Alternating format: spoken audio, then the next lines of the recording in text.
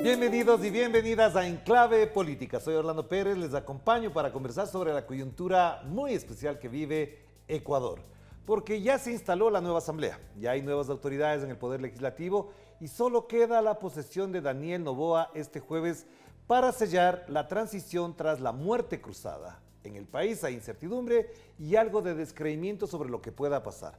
Tanto ha sido el desgaste de la política a causa de un gobierno desastroso que solo los movimientos, partidos y liderazgos podrán restituir la fe en la política y en el cambio que le hace falta a este país andino. Por eso queremos conversar con la asambleísta de la Revolución Ciudadana, Paola Cabezas, que tenemos el gusto de presentar aquí en estudio. ¿Qué tal, Paola? Qué gusto. ¿Qué tal, Orlando? Saludos a todos los hermanos de la región.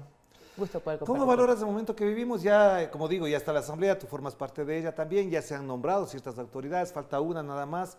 Y el día jueves se instala el nuevo gobierno. En este contexto, ¿cuál es la postura que tienes frente a esta realidad? Bueno, más que una postura y lectura personal, es entender el contexto que está viviendo América Latina y que Ecuador tampoco se desconecta. Es indiscutible que esta elección en el Ecuador tiene quizás mucho de lo que está pasando en la región. Las sociedades empezaron a tener una desconexión completamente con la política, con los políticos y sus partidos, con sus ideas. Hay que reconocer que también los partidos políticos tienen que sufrir una renovación para ser mucho más eficientes a la hora de conectar con la ciudadanía, con sus demandas. Yo creo que en Ecuador también pasó muchísimo el tema del voto antisistema, de los ciudadanos que abrazan causas, que están quizás exigiendo de la sociedad, del Estado, del sistema, otro tipo de demandas. Eso pasó en el Ecuador.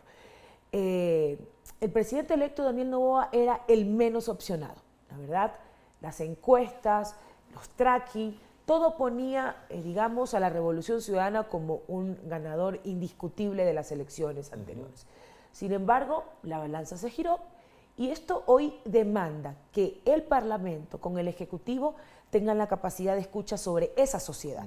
Porque el Ecuador está viviendo hoy por hoy una condición compleja en torno a la inseguridad, la falta de empleo. Hemos vuelto a ser uno de los países de la región que lidera la lista de expulsión. Yo no voy a hablar de migración. Estamos expulsando a nuestros ciudadanos a otros países de la región y eso obviamente obedece a la nula política pública. Entonces, en este sentido, y como para concluir esta primera parte, el Legislativo y el Ejecutivo tienen una misión.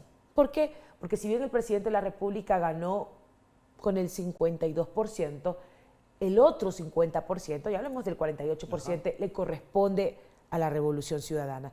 Y eso implica que en una situación como esta tenemos que generar puntos comunes para que el Legislativo pueda también poner su parte y que el Ejecutivo en este periodo tan corto pueda resolver los problemas tan apremiantes que tiene el país. Ya, pero Paola, esa es la expectativa. El problema es que hoy día, que estamos conversando, el presidente de la República ha entregado un libro con un balance de la situación del país y en general lo que se está evidenciando en los textos, en las explicaciones y en las métricas es que el país está destrozado. Es decir, tanto Daniel Noboa como la Asamblea no podrán gobernar en condiciones fáciles, no podrán legislar en condiciones favorables para generar un cierto bienestar, porque el déficit social, político, económico, etcétera, etcétera, es muy, muy complejo. Entonces, frente a esa realidad, ¿qué hacer? Sí, y ahí sumaría los cerca de 5.000 millones de déficit fiscal que tiene el presidente electo. Va a tomar un país en condiciones muy difíciles. Era necesario conversar, porque si bien lo que sucedió en la elección presidencial no es lo mismo que ha sucedido en la parlamentaria. Nosotros como Revolución Ciudadana somos la primera fuerza política o la primera minoría, no me gusta utilizar ese término, pero es así. En la conformación de 137 legisladores, que es lo que hace el Parlamento ecuatoriano, de esos 51 somos de la Revolución Ciudadana. Hemos tenido que sentarnos para pragmáticamente hablar de una digamos, Gobernabilidad. Una gobernabilidad. De hablar, es lo que iba a ocurrir en el año 2021. Y que nosotros perseguíamos eso en realidad. Sin embargo, traición de Guillermo no Lazo. Fue posible. Hoy el presidente electo, que también fue legislador, entiende que no puede gobernar de espaldas a la Asamblea Nacional. Hemos generado un acercamiento para poder generar una alianza de gobernabilidad, que esto es muy importante porque se está hablando mucho en los medios ecuatorianos cómo así el presidente electo, que viene un poco de un espectro de centro-derecha, cómo se sienta con el progresismo. Pues bueno, yo creo que en los parlamentos maduros, en las democracias maduras, es posible hacer este tipo de acercamientos. Sobre todo por lo que te acabo de mencionar, porque la crisis del país es muy grave y sin la concurrencia de las principales fuerzas políticas no se va a resolver. Y mira, y los políticos no deberíamos estar ahondando el problema, los políticos deberíamos estar buscando soluciones. No pretendemos bajo ningún concepto que en la región y en el país se diga la Revolución Ciudadana no puso el hombro para salir adelante de esta grave situación en la que nos encontramos.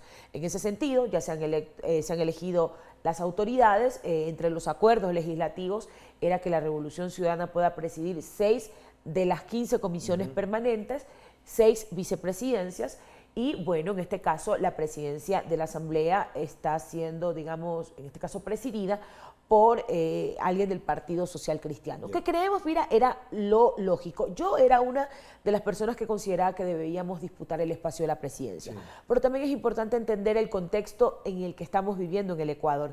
Es, oiga, no un partido o una tendencia, yo creo, y lo repito sin que esto suene mal, pero ganó la continuidad de la tendencia, ganó la continuidad del neoliberalismo en el Ecuador.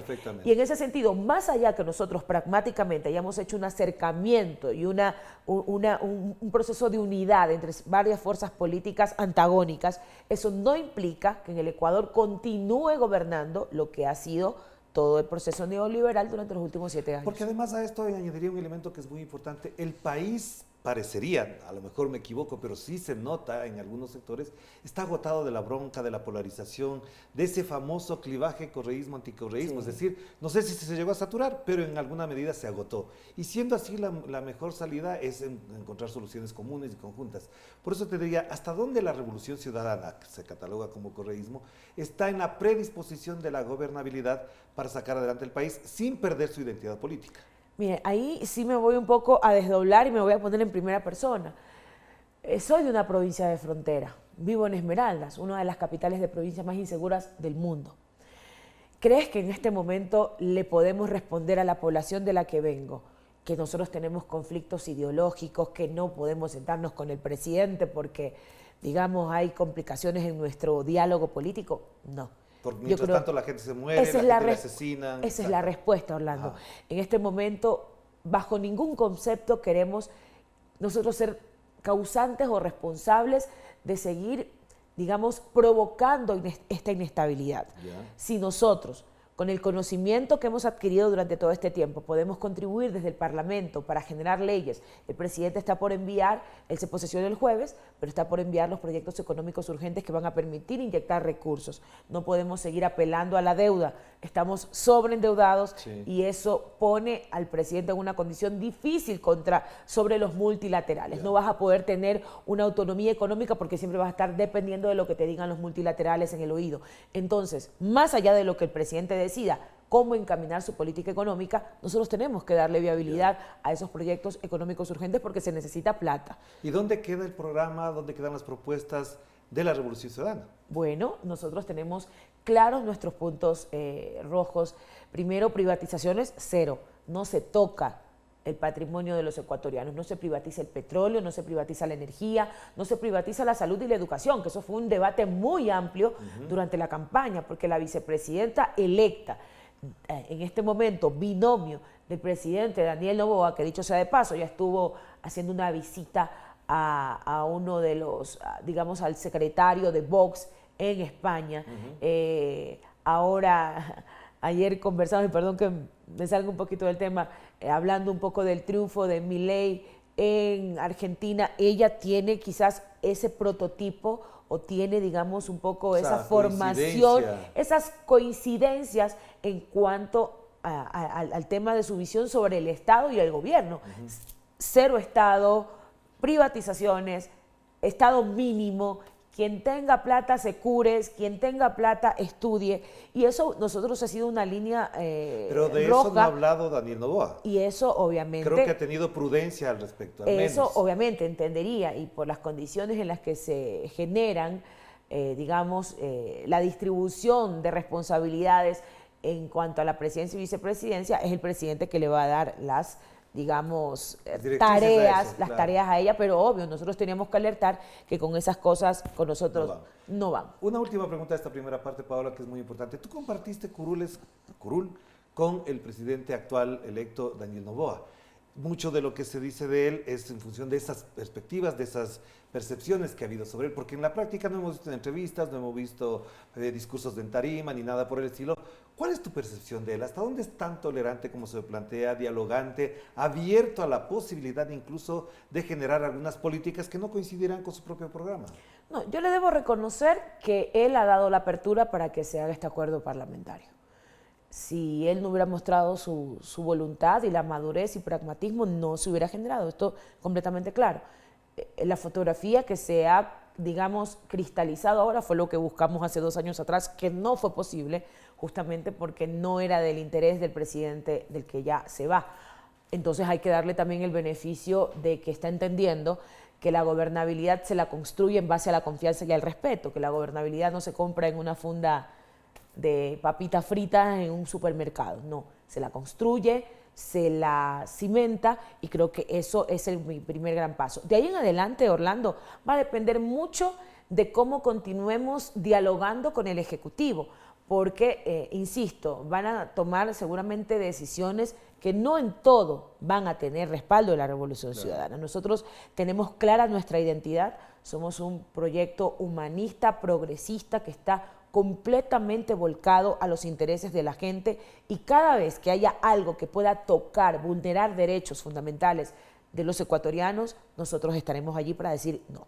Vamos a la pausa entonces, Pablo, para volver en perspectiva a lo que le corresponde, actuar tanto a la Asamblea como al gobierno en esta crisis que deja el señor Guillermo Lasso Mendoza, que por suerte ya se va.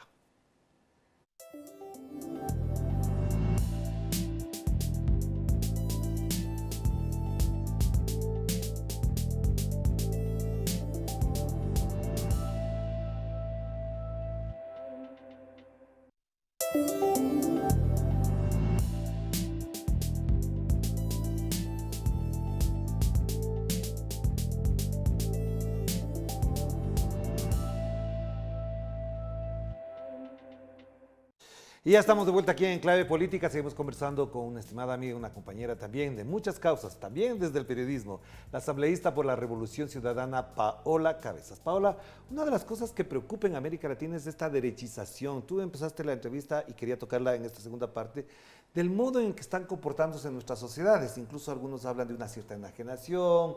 En Argentina se habla, por ejemplo, de un subproletariado enajenado frente a la realidad, etcétera, etcétera. Una serie de teorías al respecto. En el Ecuador, ¿hasta dónde esto puede constituirse también el óbice, el obstáculo para que la Revolución Ciudadana en el 2025 pueda regresar al poder?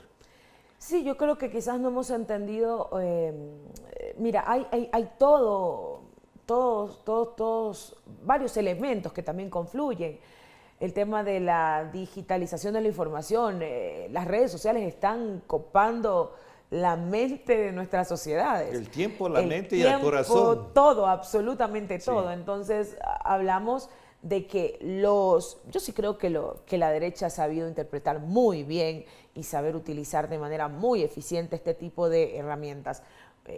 Hablemos de Daniel, no me quiero ir muy lejos, pero Daniel, un empresario, sí, joven, hijo del hombre más rico de este país, sin partido político, sin estructura partidista, recién haciendo sus primeros pasos dentro de la política, sí, quizás con una identidad, por lo que su padre intentó durante 5 ocasiones ser presidente de la República, pero lo que te digo es que llega un outsider de estas características, sin estructura partidista, con el respaldo, digamos, de cierto sector de los medios de comunicación, pero con una agresiva campaña en redes sociales para limpiar, pero también posicionar ideas y conceptos, y que en el Ecuador cerca de 4 millones de personas son jóvenes, que están entre los 16 y 29 años, y te das cuenta que es ese nicho el que dice, bueno, aquí ya está, a mí no me representa la izquierda, no me representa la derecha, a mí la verdad esta pelea entre políticos me tiene cansada, y en el Ecuador sí, ha existido un clivaje, correísmo y anticorreísmo, que también nos desgastó. Yo creo que también tenemos que ser muy conscientes que la Revolución Ciudadana ha sufrido un desgaste, que la Revolución Ciudadana tiene que también renovarse en sentido, a ver, porque un partido político termina siendo digamos, el instrumento que le da a la sociedad una alternativa sobre un proyecto de país. Y en condiciones concretas, sobre coyunturas concretas, tiene que expresarse e incluso resignificarse. Si la Revolución Ciudadana le sigue dando la espalda a las causas feministas, animalistas, ambientalistas, que, mira, todos sabemos que, digamos, Daniel Noboa no necesariamente es ambientalista. Su condición de outsider le da la posibilidad que en medio de la campaña se gana el voto de los que estaban en contra justamente de una consulta que se llevó a efecto. Tú sabes, bueno, si la región no conoce, justamente hubo una consulta sobre la decisión si se mantenía bajo tierra el petróleo en el Yasuní. Él se subió en esa causa, obtiene los votos de ese sector que estaba obviamente bajo esa causa.Nosotros teníamos una posición completamente distinta. Aunque las empresas de su padre y su familia tengan inversiones en la minería. Claro, entonces te das cuenta de las contradicciones y logran posicionar conceptos e ideas a pesar de que sean todo lo distinto. Entonces yo creo que hoy por hoy la Revolución Ciudadana tiene también su tarea para empezar. Primero que tenemos un periodo muy corto. Yo creo que en 8 meses vamos a volver a estar en elecciones, vamos a volver a tener que hablar de un programa, tenemos que volver a hablar de cuál es nuestra propuesta, y eso también hace poco tuvimos la convención de nuestra organización en donde Luisa González asume la presidencia del movimiento. Ella tiene un gran reto, un reto muy importante, que es justamente no solo renovar el movimiento desde los colores, sino renovar el movimiento en su concepto. Precisamente por eso iba la pregunta, porque el sábado pasado estuvo repleto un coliseo con la convención de la Revolución Ciudadana. Se eligió a Luisa González como presidenta del movimiento, a Alessandro Tonelo como vicepresidente y secretario ejecutivo Andrés Arauz. Si uno ve por las edades, nada más hay juventud, hay una nueva camada de dirigentes políticos dentro de la Revolución Ciudadana. Pero esto les alcanza, esto es suficiente. ¿Hasta dónde esta renovación en esos términos proyecta de mejor manera este momento, esta coyuntura para las elecciones del 2025 a la Revolución Ciudadana? Mira, yo voy a decir algo que lo he dicho al interno de mi partido y que suele ser un poco a veces malentendido. Nosotros ya somos parte de la partidocracia. Nosotros ya somos lo viejo también. Nosotros también somos parte del problema. Entonces, si queremos ser la solución, tenemos que también entender que desde nuestra propia estructura organizativa tenemos que constituirnos y creernos que somos la solución. Porque si no digamos, como si el chip continúa un poco en la misma visión, correremos el riesgo de que vayamos a una elección en el 25 y pueda ser la tercera pérdida de la Revolución Ciudadana, y eso creo que no le haría bien a un proyecto que es el único proyecto progresista en este momento en el país que le podría dar cara al neoliberalismo. Ya.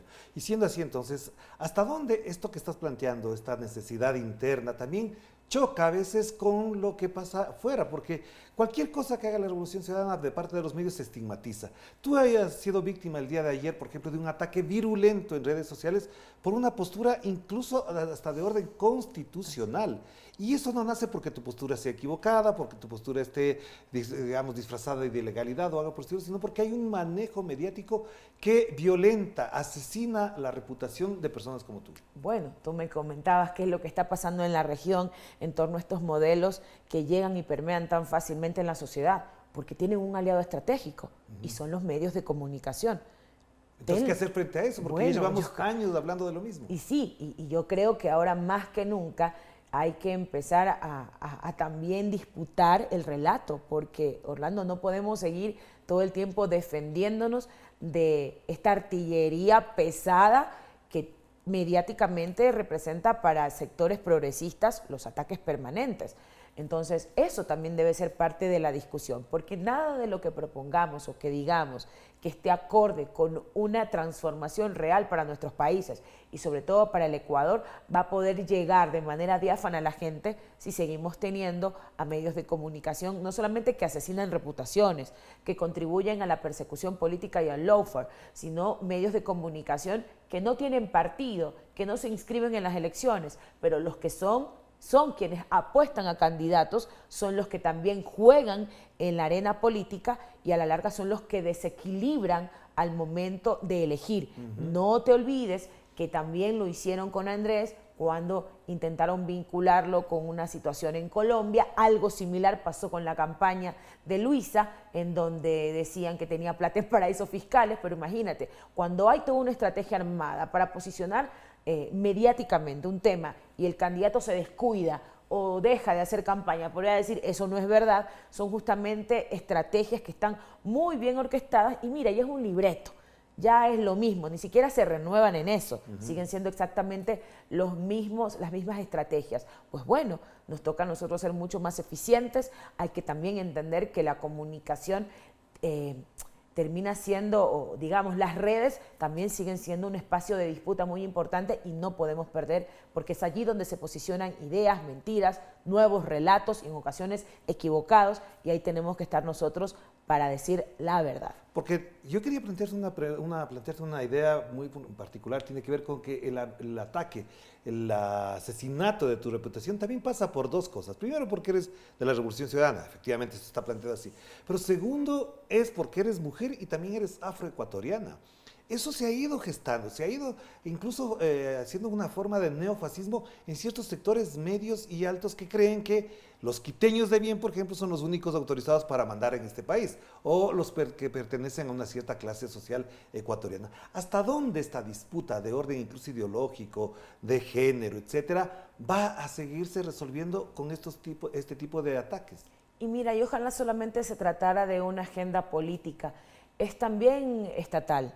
Y cultural. Y mira, yo ya que me tocas el tema, no quisiera desaprovechar para comentarte que el censo del Ecuador desapareció a 600.000 ecuatorianos, afroecuatorianos de un plumazo. Sí.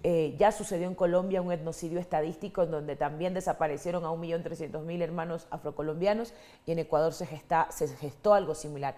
Lo vine denunciando. La verdad, no hubo interés de ningún medio de comunicación, ni mucho menos de la clase política, de poner énfasis en esto. Se perpetuó el etnocidio estadístico y eso obedece a temas muy claros. El racismo estructural, porque como tú hablas claramente, esta nueva oleada de, digamos, los libertarios o el neoliberalismo o la derecha en el poder, ellos tienen claramente establecido que esos espacios son de ellos, porque son ellos los que manejan el capital, son ellos quienes manejan los medios de producción, son ellos los que manejan los medios, los bancos. Entonces, ¿qué hace una mujer negra, hija de una costurera, que sí pudo estudiar, pero ella no representa al status quo y entonces es una mala palabra, hay que liquidarla, hay que sacarla del camino y esas también son luchas que las libramos no solamente desde el partido, las libramos porque son luchas a la larga personales. Claro. Cuando dentro, fuera del partido, en la casa, en todos lados. Claro. Ya se convierte en tu partido político y en tu causa, claro. porque es indiscutible y qué bien que tú lo hables, Orlando, que en el Ecuador se está gestando una estructura racista,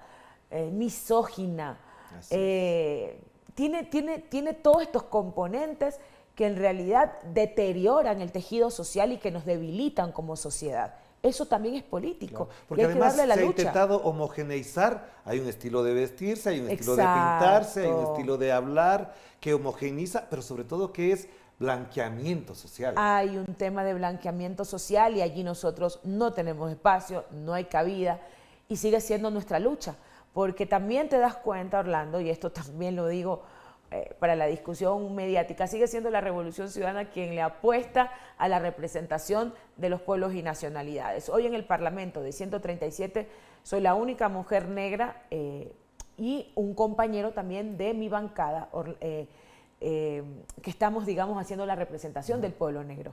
Ningún otro partido ha optado por cuadros afrodescendientes y eso también a nosotros nos pone en una debilidad, porque si tú no estás en los espacios donde se deciden estos temas, donde tienes que alzar la voz y exigir política pública, pedir se pare con toda esta arremetida racista que se está haciendo en contra del pueblo negro del Ecuador, también te encuentras en desventaja. Claro que sí.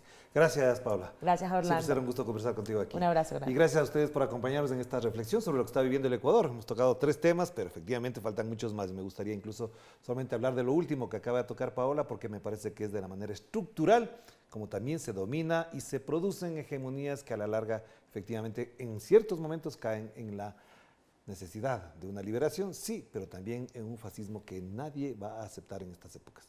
De esto seguiremos conversando. Un abrazo para todos. Chao, chao.